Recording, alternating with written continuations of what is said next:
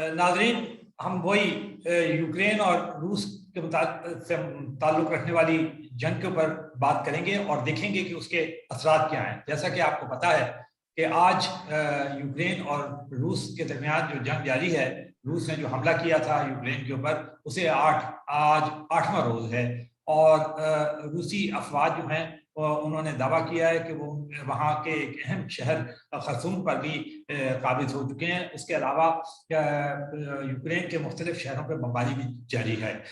एक तो ये सीन है। दूसरी तरफ आपको मालूम होगा कि अक़वाम मुत्तहिदा की जनरल असेंबली का इजलास हुआ, जिसमें जो करारदाद पेश की गई, उसमें से 193 मेंबर्स में से 141 ने उस करारदाद के हक में वोट दिया, 35 ने अब्सटेन किया और 5 ने रूस के हक में वोट दिया। और करारदाद ये थी कि सीज फायर हो जाए और ये सारी जो फौजी कार्रवाइयाँ हैं ये बंद कर दी जाएं।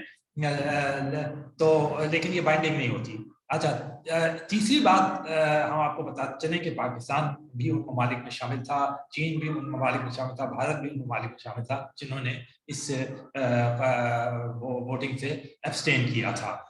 तो ये एक अलग वो है, इसके ऊपर हम बात करेंगे। असल में हम आ रहे हैं आज कि इसके इकोनॉमिक असरात क्या हो रहे हैं, इसके इक़्तिसादी असरात और माशी असरात क्या दुनिया में पड़ रहे हैं। सबसे पहले तो हम आपको जैसा कि पता होगा, वेस्ट ने रूस के ऊपर बड़ी सख्त किस्म की इक़्तिसादी पाबंदियां लगा दी हैं। उसे स्विफ्ट निज़ाम से भी बाहर कर दिया है, उसके बैंकों के ऊपर भी पाबंदी लगा दी है, उसकी कंपनियों के ऊपर भी पाबंदी लगा दी है। तो इसकी वजह से मुख्तलिफ असरात आए हैं। एक तो ये कि जो रूस की जो करेंसी है रूबल, वो बहुत डॉलर के मुकाबले में गिरी है और आज जो है वो तकरीबन 45% गिरकर और 109 रूबल पर डॉलर पे है। आपको याद होगा कि जब जंग शुरू हुई थी, जब रूस ने हमला किया था गुज़िश्ता जुमेरात को, तो उस वक्त ये 83 थी मुकाबला डॉलर के, तो आज 109 पे है।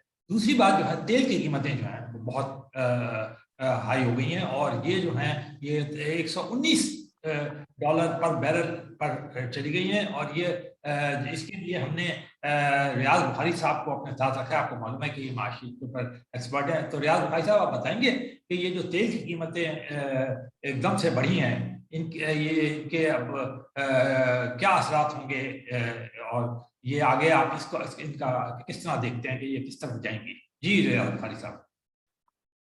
जी, अगर अमेरिकन क्रूड ऑयल की बात की जाए WTI की, तो उसने आज अभी तक जो हाई बनाया है $116.50 का उसने अभी हाई बनाया है।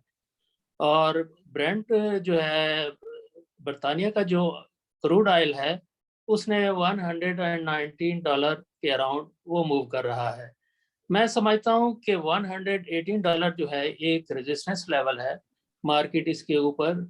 मैं समझता हूँ नहीं जानी चाहिए, यहाँ से हमें एक अच्छा रिएक्शन मिलना चाहिए, एक डिक्लाइन आना चाहिए। तो ये एक रेजिस्टेंस, हम जो टेक्निकली हम देखते हैं मार्केट को, तो हम सपोर्ट और रेजिस्टेंस लेवल के अराउंड हम देखते हैं। आपको याद होगा पहले प्रोग्राम में जो हमने बात की थी कि जब $63-64 के अराउंड ये क्रूड ऑयल था, तो हमने यही कहा था कि गवर्नमेंट चाहिए कि इन लेवल के अराउंड ये खरीद ले और इस साल जो है 2002 में इसने $100 को क्रॉस करना है। अब ये रुकता किस लेवल पे है? फिलहाल तो मैं आज जो इसका रेजिस्टेंस लेवल देख रहा हूँ वो $118 है। और जो क्रूड ऑयल है WTI, तो वो इसने अभी तक जो हाई बनाया है $116.50। और यहाँ से मैं समझता हूँ कि अब मार्केट को रुक जाना चाहिए, अब मार्केट को नीचे की तरफ उसका सफर होना चाहिए। जी, लेकिन रियाज साहब, इसके जो ये 119 पे गए, इसके असरात तो पड़ेंगे। आपको याद होगा कि जब ये 91 पे सी 95 पे आया तो हमारे यहाँ 12 रुपए, अभी वज़ीर आज़म ने ये एक हमारे लोगों को रियायत दी थी कि 10 रुपए कम किया था। तो अब ये 119 के बाद आप देखते हैं कि फिर क्या हमारे यहाँ कीमतें बढ़ेंगी या मुस्तहकम रहेंगी? मैं समझता हूँ कि मार्केट यहाँ से नीचे की तरफ जाएगी, यहाँ से कुछ अच्छा हमें एक डिक्लाइन मिलना चाहिए। हमारी स्ट्रेटेजी शुरू में भी यही थी कि मार्केट जहाँ अच्छा डिक्लाइन आए तो वहाँ पे हमें खरीदना चाहिए। तो 116 एंड हैव जो इस वक्त करंट लेवल चल रहा है, या 118 जो है एक रेजिस्टेंस लेवल है। हमारे वजीर आजम ने तो कह दिया उस वक्त ये $90 के अराउंड था कि $10 की 10 रुपये पर लीटर की कमी उसने जो की थी, तो मैं समझता हूँ वो बहुत मुश्किल हो जाएगी इस गवर्नमेंट के लिए, और ख़ास तौर पर जो ऑयल कंपनीज हैं उनके लिए बहुत ज़्यादा मुश्किल हो जाएगी, क्योंकि आलमी मार्केट में इसका जो रेट है बहुत ज़्यादा बढ़ चुका है। अच्छा रियाज भाई लेकिन साहब, जो आपसे मैं एक और बात भी मालूम करूंगा। आपने देखा कि वीट की प्राइसेस भी बहुत हाई हुई हैं, क्योंकि रशिया जो है one of the largest exporters का है, यूक्रेन भी है, पाकिस्तान खुद यूक्रेन और रशिया से गुज़िश्ता साल 30 लाख टन वो गंदम जो है इम्पोर्ट कर चुका है। तो क्या ये वीट की प्राइसेस भी अप हुई हैं? जी, अगर शिकागो बोर्ड ऑफ ट्रेड की बात की जाए, जो अमेरिका में है, जो सबसे बड़ी जहाँ पे ट्रेडिंग होती है, वहाँ पे जो 2008 में जो उसने हाई बनाया था वो $13.34 पर बुशल का था। एक बुशल जो है वो 60 पाउंड का होता है। ये पुराने ज़माने का एक पैमाना है, बुशल जिसे हम कहते हैं। एक यानी वो एक पैमाना है जिसके अंदर वो भर के दिया करते थे, और अगर उसका वेट किया जाए तो वो 60 पाउंड होता है। तो उस वक्त 2008 में जो वेट ने हाई बनाया था शिकागो बोर्ड ऑफ ट्रेड में, तो $13.34 का था। आज इसने जो वेट ने बनाया है वो $11.33 का उसने अपना हाई बनाया है। और मैं समझता हूँ कि जो कमोडिटीज हैं या ऑयल मार्केट है, इसको अब मार्केट को नीचे की तरफ जाना चाहिए। ऐसा नहीं होता कि मार्केट जो है कंटिन्यू अप रहे, इसमें रिएक्शन भी आते हैं, इसमें यानी मंदी भी होती है, तेजी भी होती है, दोनों फैक्टर होते हैं।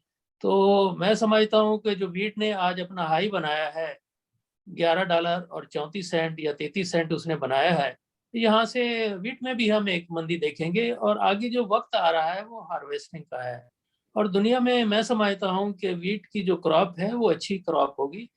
तो फिलहाल उसकी जो प्राइसेस हैं वो डाउन जाएंगी। और अक्सर यही होता है, जितनी भी कमोडिटीज हैं हार्वेस्ट के दौरान उसकी प्राइसेस डाउन जाती हैं। अगर इसमें तेजी भी आई तो मैं समझता हूँ कि मई के बाद इसमें हम तेजी वीट में देखेंगे। जी शुक्रिया रियाज बुखारी साहब, आपने अच्छी खबर दी है कि तेल और वीट जो है ये वो अपने बहुत हाई को छुआ, और इसके डेफिनेटली ये यूक्रेन रूस का जो ये हमला था इसके ऊपर, यूक्रेन के ऊपर, और जो जंग जो जारी है 8वें रोज भी, इसके ये असरात थे। तो ये लेकिन रियाज बुखारी साहब का जो एनालिसिस है वो ये क्या बताता है कि ये इसने एक हाइट अटेंड कर ली है, और अब उम्मीद है कि इससे नीचे आएगा। अगर ये नीचे आएगा तो यकीनी बात है ये उन लोगों के लिए एक खुशखबरी है, बेहतर खबर है, जो कि इसे इंपोर्ट करते हैं। ऑयल भी में हम भी शामिल हैं, ऑयल भी इंपोर्ट करते हैं, गंदम भी इंपोर्ट करते हैं, लेकिन उन्होंने ये भी बताया कि इस बार एक बेहतर बम्पर क्रॉप होने का इम्कान है। तो पाकिस्तान में भी ये कहा जा रहा है कि इस बार बहुत ज़्यादा बेहतर होगी। तो नाज़रीन, बहुत बहुत शुक्रिया। इंशाल्लाह फिर हम आपसे बात करेंगे, इसी मौजू के ऊपर जारी रखेंगे, इसके इकोनॉमिक असरात के ऊपर भी, इसके जंग के असरात के ऊपर, इसके सियासी असरात के ऊपर भी। तो बहुत बहुत शुक्रिया।